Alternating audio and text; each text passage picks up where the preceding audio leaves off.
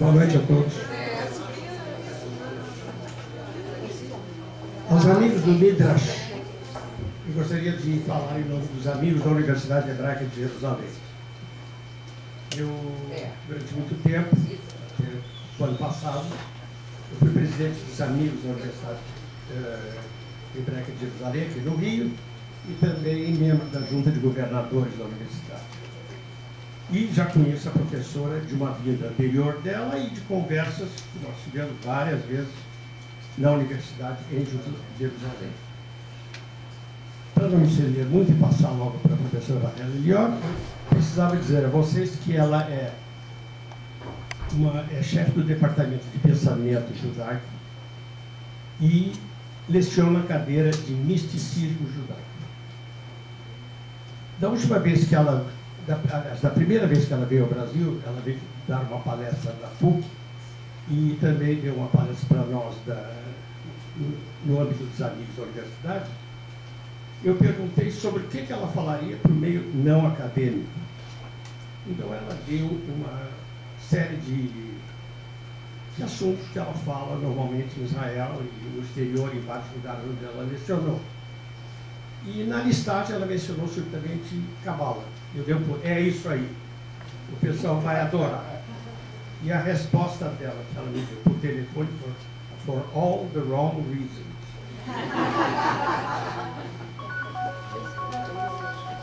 Describing our telephone conversation the last time you were here, when you mentioned that Kabbalah was one of the topics you spoke about, and I said there was a great interest in that, and you told me for all the wrong reasons.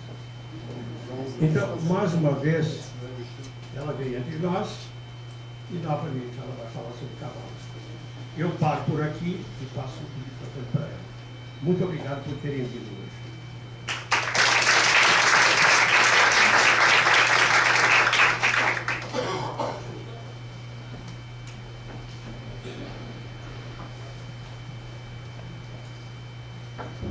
Ar-condicionado aí. Tá muito frio.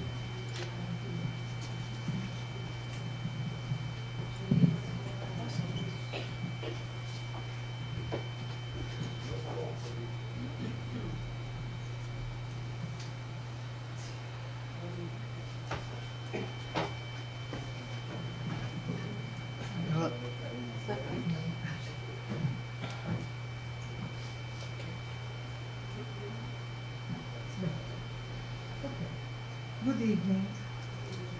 I'm very glad to be here and to see such a respectful crowd, very significant number of people. Today, probably I wouldn't say that people are all interested in Kabbalah for all the wrong reasons, but I would say in a different way.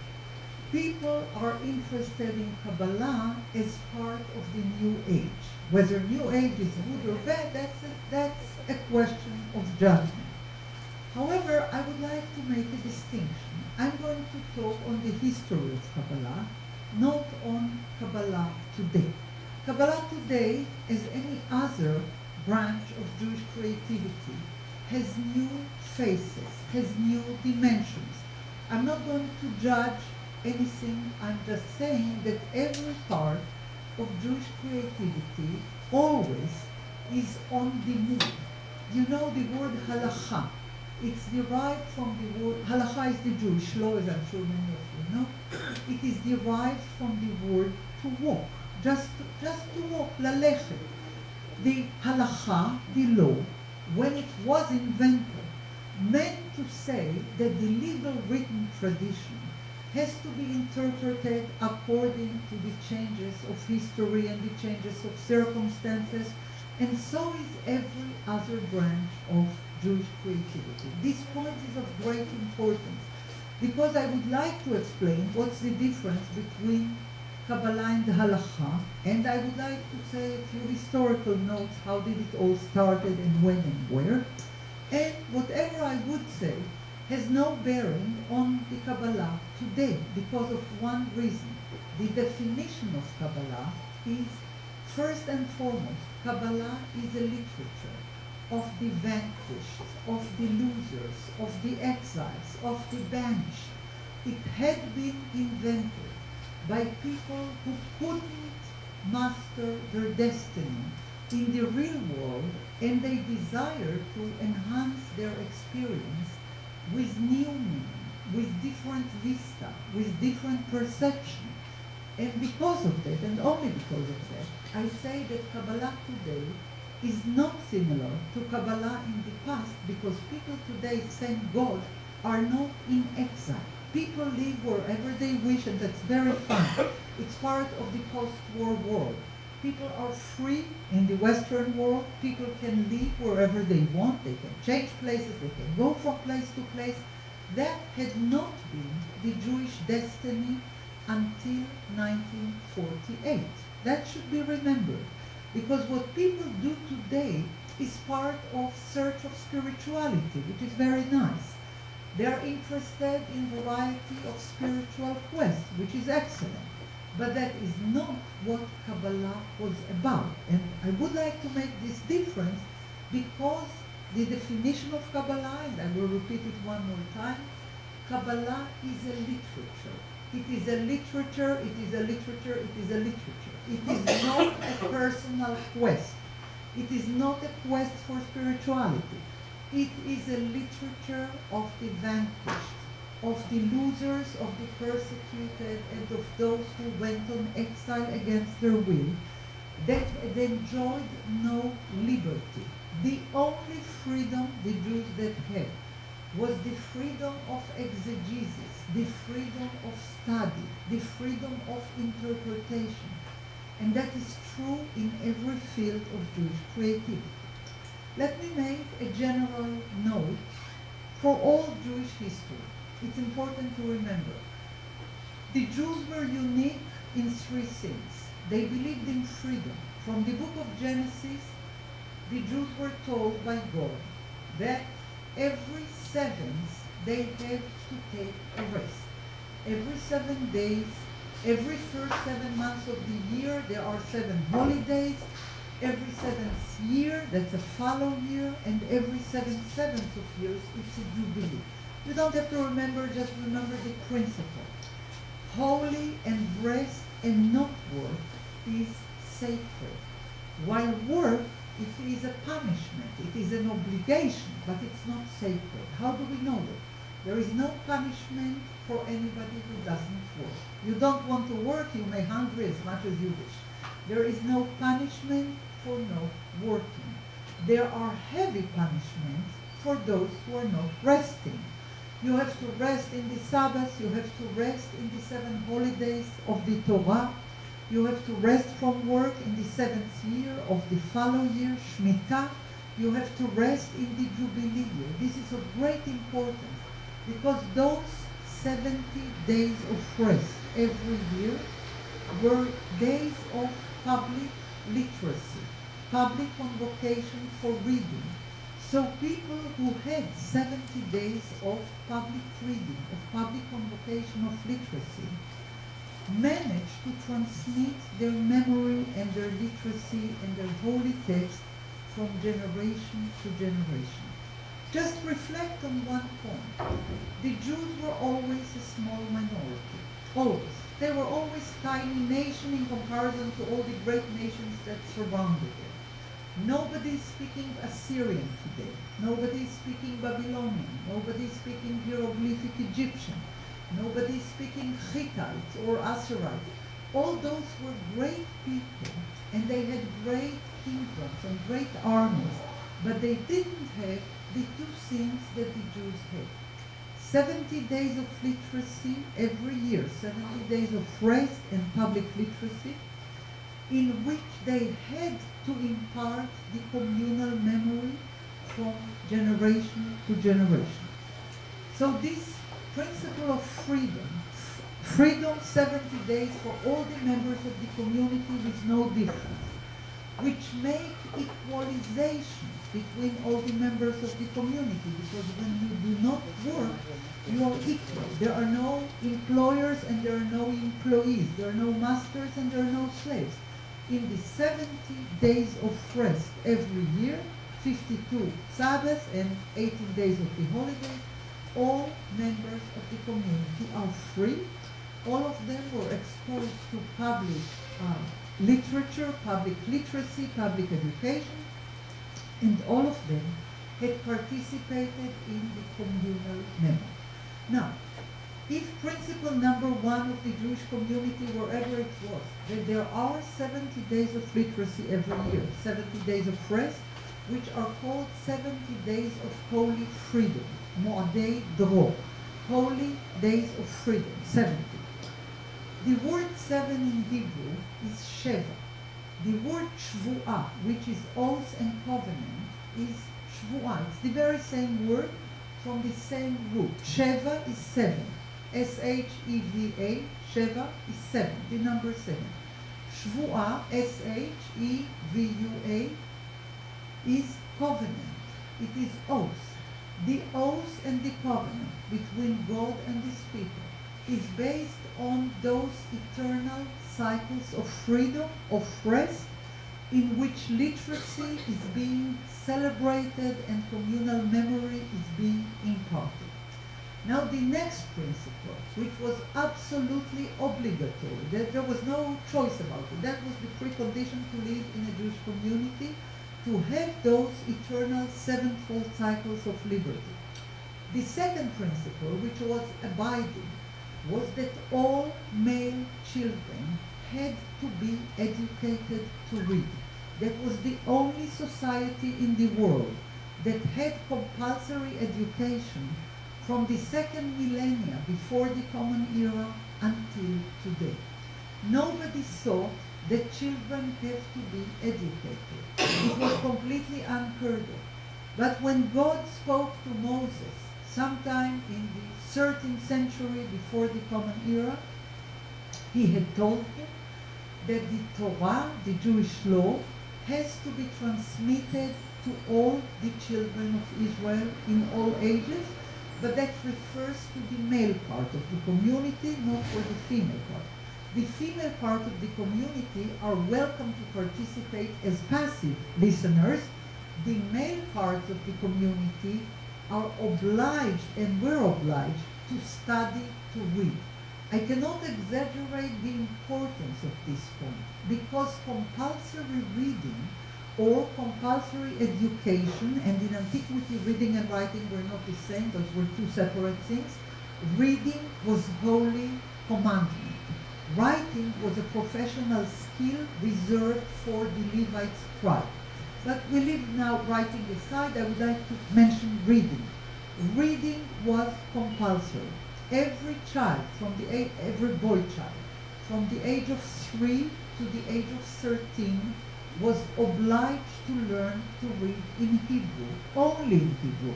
Nobody had taught no Jewish child until the 19th century to study in any other language but in Hebrew. Education was compulsory, and what's more important, it was free, and it was in the responsibility of the community. So nobody would say, I cannot afford to teach my children to read. Everybody, every family, with no difference of who they are, what they do, where they live, every family had to teach the children to read the Holy Scriptures. There were no children's books.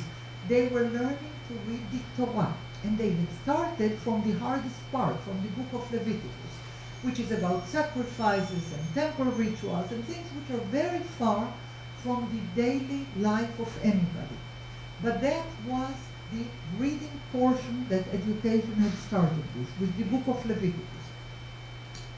The principle was that every Jewish boy had to learn to read. And as soon as he learned to read, he may read anything he wants. There were no limitations on reading. Learning to read was compulsory. Participating in the 70 days of public convocational reading was compulsory. But other than that, everybody was welcome to read whatever they wanted. Who were the teachers? Who had taught? In the first millennium, before the Common Era, those were the Levites, the tribe of Levi. Jacob had 12 children. The third one was Levi. And Levi was the father of Kehat, of Amram. Amram was the father of Moshe and Aharon. Moshe was our prophet. Aaron, his brother, was the high priest.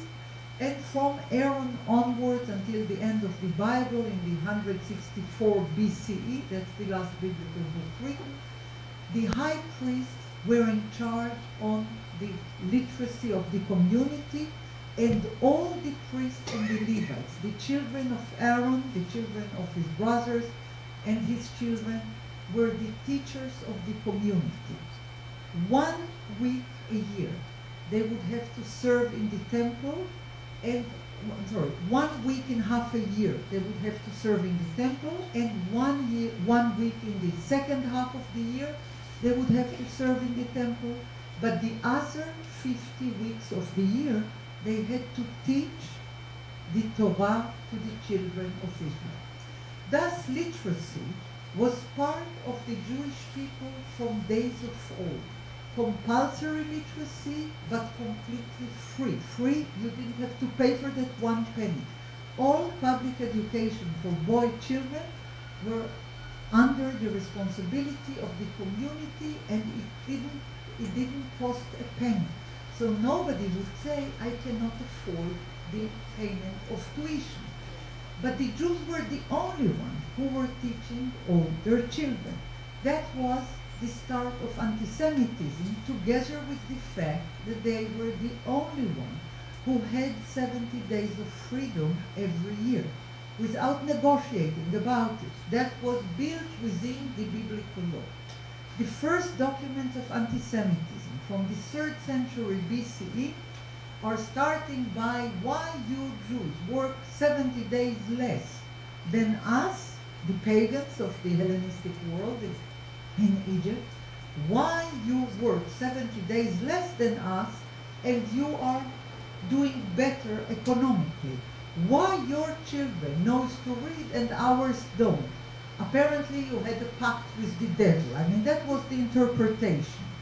It was so different than any other community that it was a subject of anti-Semitic false allegations, and as always, anti-Semitic allegations are. They are false, and they are against what is vital for the Jewish community.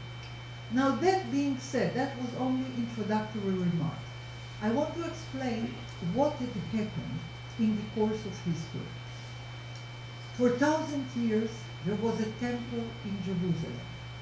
It was built in the days of Solomon, the son of David. It had been ruined in 586 before the Common Era. It had been rebuilt 70 years later, and it had been on from 515 before the Common Era until the year 70 of the Common Era.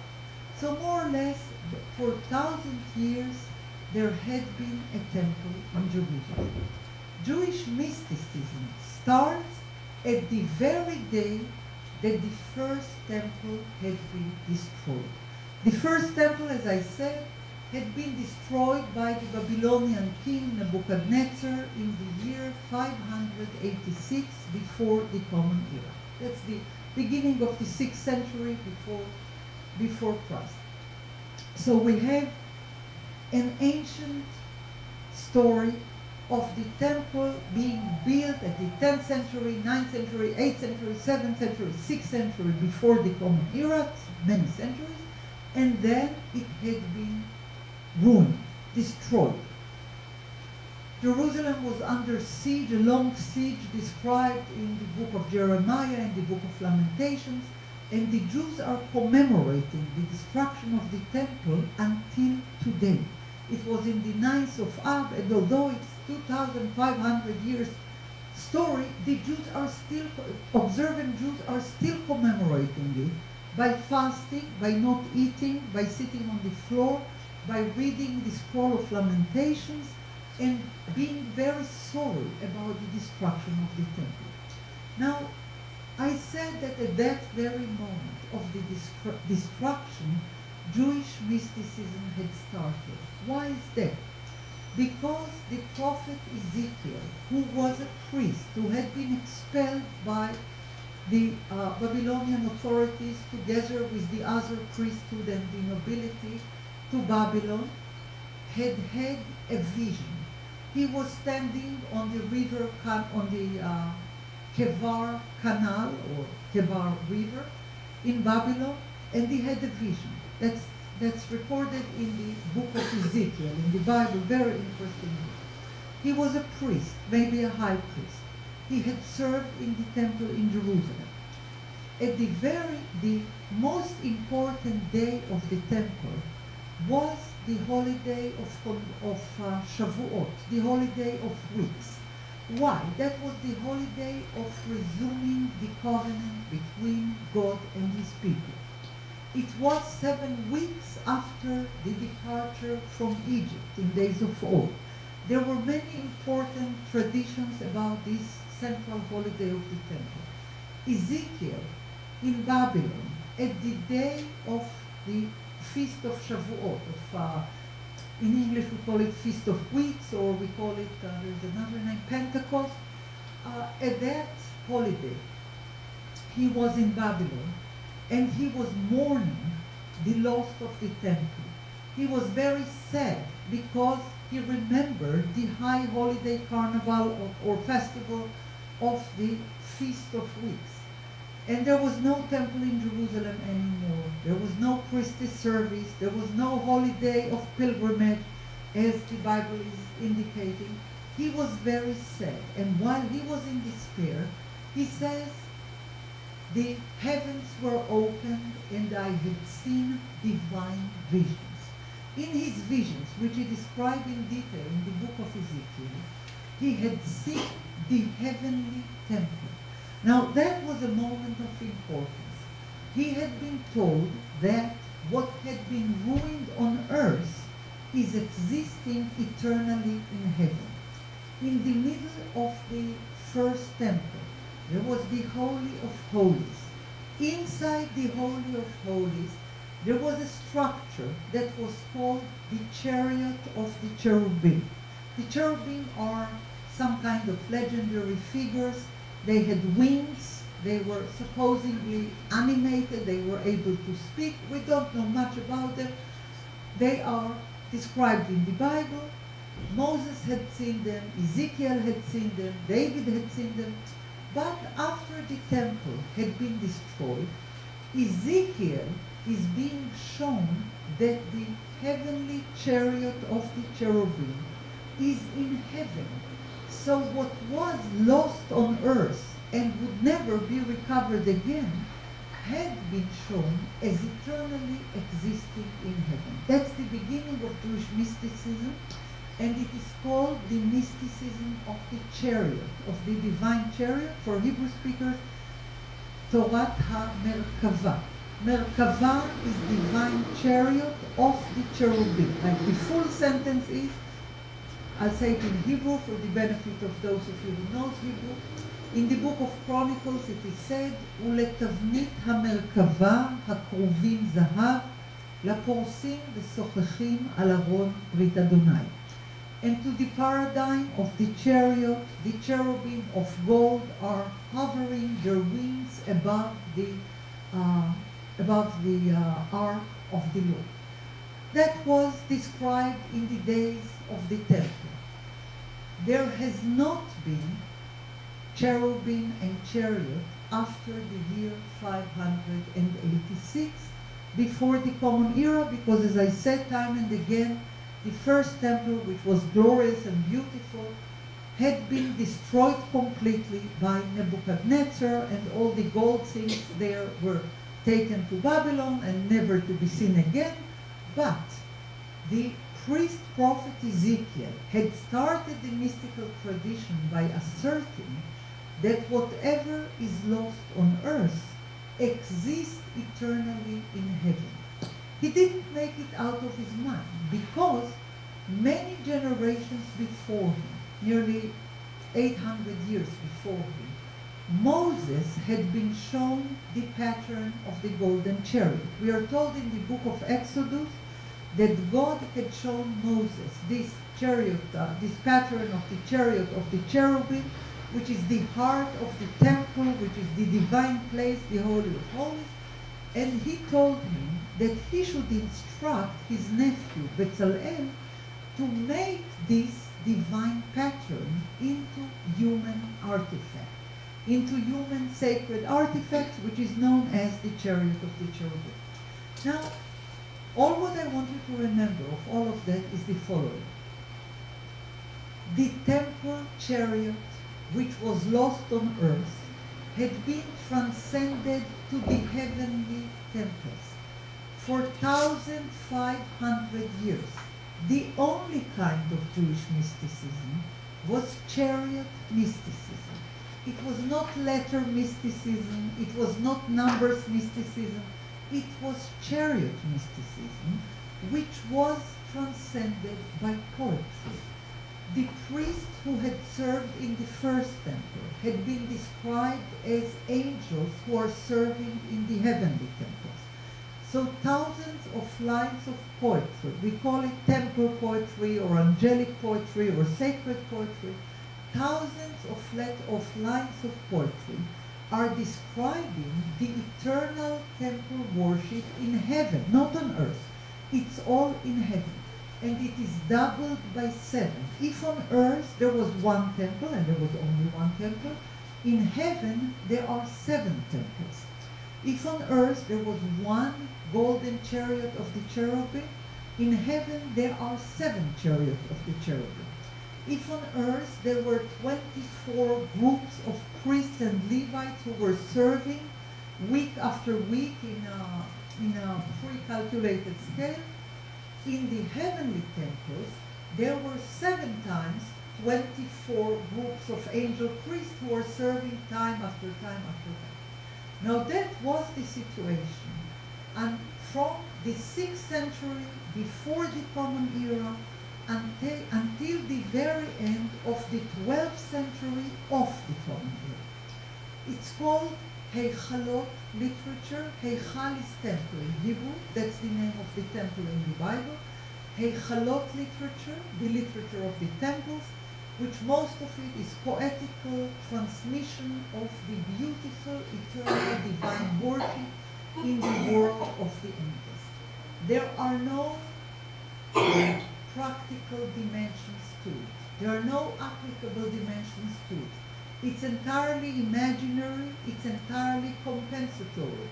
The Jews who had lost their temple on earth at the 6th century BCE and had lost it again in the year 70 of the Common Era after Titus had destroyed the temple in Jerusalem as a result of the rebellion of the Jews against Rome. It had continued the very same type of literature, 7 heavenly temples, 7 groups of 24 priestly angels, a lot of divine poetry. It's extremely beautiful poetry. It doesn't have any practical implications of any kind. Before I would move to Kabbalah, I would like to describe the very beginning of the Kabbalistic thinking, which had started sometime early in the first millennium of the Common Era. Nobody knows when, how, or where. We know only one thing. There is one rare book, which is called Book of Creation, Sefer Yetzirah. It starts in a wonderful sentence. Again, nobody knows who wrote it, when, where, why, but we know it's something utterly new. It is retelling the story of creation. As you know, in the first chapter of Genesis, creation is being described in great beauty and detail. However, the author of the Book of Creation is telling us a new story of creation. It's a very interesting one and a very different one. It starts in the following sentence. I'll say it in Hebrew and then I'll translate it into English. כשהקדוש ברוך הוא רצה לברוא את עולמו, חצב ל"ב נתיבות קליעות חוכמה, 22 אותיות יסוד ו10 ספירות בלימה, בספר מספר וסיפור. That's English. That's the beginning of the Book of Creation. In English, when God Almighty had desired to create His world, he had fashioned 32 passes of eternal wisdom. Those 32 passes are composed of 22 letters and 10 infinite numbers. So 22 foundational letters and 10 eternal infinite numbers. The world had been created by book, by story,